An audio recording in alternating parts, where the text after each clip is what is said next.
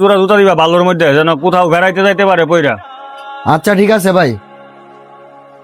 ভাই ছেলেদের জুতা দিমু নাকি মেয়েদের জুতা দিমু? মহিলা মানুষের জুতা দিবা ভাইয়ের আম্মার জন্য। ভাই দেন পছন্দ হয় কিনা। ভাই জুতাগুলো আমার অনেক পছন্দ হয়েছে।